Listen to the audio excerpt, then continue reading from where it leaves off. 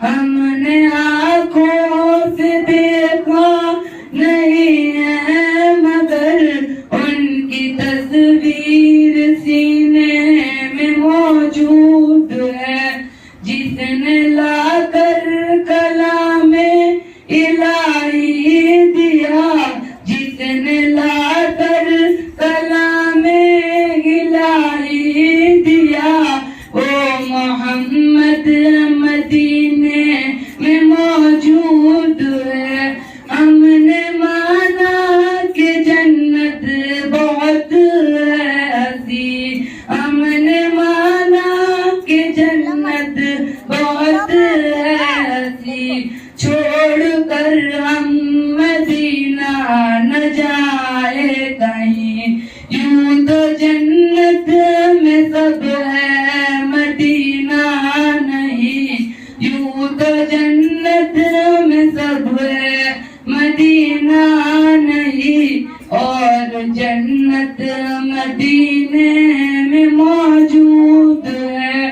ہم نے آنکھوں سے دیکھا نہیں ہے مگر، ہم نے آنکھوں سے دیکھا نہیں ہے مگر ان کی تصویر سینے میں موجود ہے. جس نے لا کر کلام الہی دیا، جس نے لا کر کلام الہی دیا، وہ محمد مدینے میں موجود ہے. چھوڑنا تیرت باغوارا نہیں، چھوڑنا تیرت باغوارا نہیں.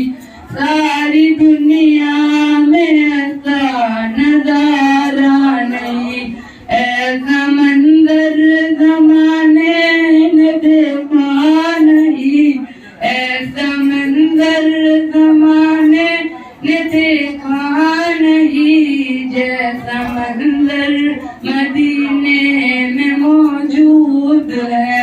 ہم نے آنکھوں سے دیکھا نہیں ہے مگر، ہم نے آنکھوں سے دیکھا نہیں ہے مگر ان کی تصویر سینے میں موجود ہے. جس نے لا کر کلام الہی دیا، جس نے لا کر کلام الہی دیا، وہ محمد مدینے میں موجود ہے. السلام علیکم ورحمۃ اللہ وبرکاتہ. ماشاء اللہ ماشاء اللہ ماشاء اللہ، بہت بہت اچھا، ماشاء اللہ. اعوذ باللہ من الشیطان الرجیم، بسم اللہ الرحمن الرحیم.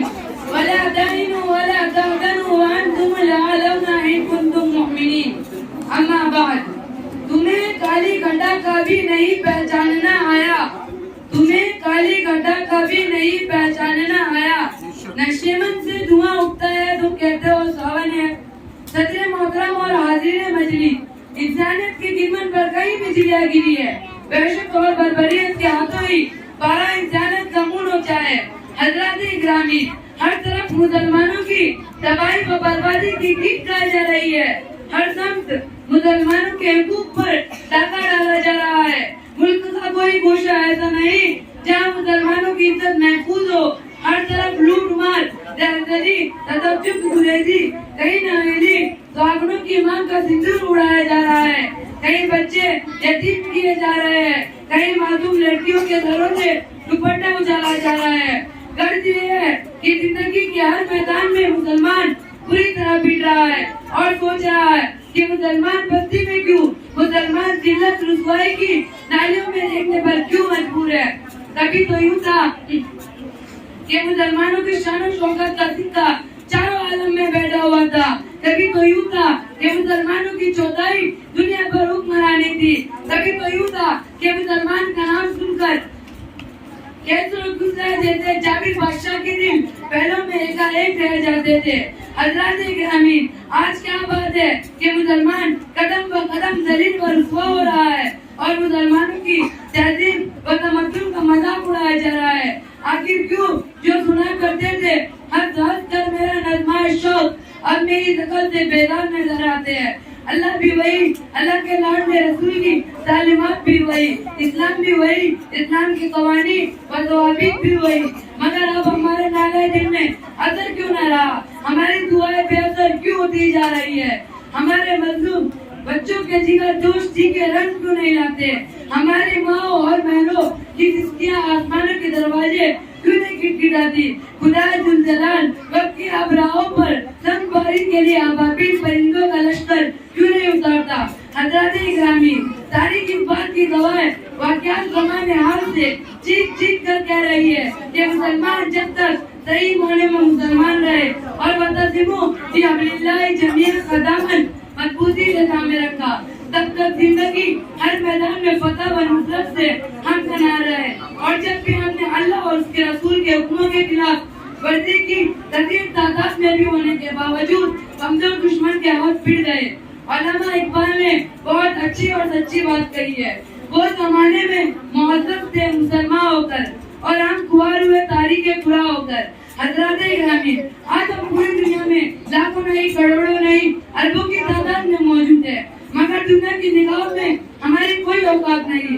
جس زمینوں کی دہلیز پر ہماری حیثیت فقیر اور بھکاری کی تھی ہے, اور ہماری یہ حالت اسی لیے ہوئی ہے کہ ہم نے خدا کے عہد اور اس کے حکموں کو توڑا اور اس کے احکام کو نظر انداز کیا اور اس کے لاڈلے اور چہیتے رسول کی تعلیمات کو تحقیق ڈال دیا. اور ہم جیسے پاپیوں, مجرموں اور گنہگاروں کو جو بھی سزا ملے کم ہے. وقت کی کمی کی وجہ سے میں اپنی بات ختم کرتا ہوں. دعا ہے کہ اللہ رب العزت ہم سب کو آقائے مدینہ محمد عربی صلی اللہ علیہ وسلم کی تعلیمات پر عمل کرنے کی توفیق عطا فرمائے. آمین. وما علینا الا البلاغ. السلام علیکم ورحمۃ اللہ وبرکاتہ. ماشاءاللہ, بہت ماشاء اللہ. ابو اسامہ محمد اسامہ ابن النفیس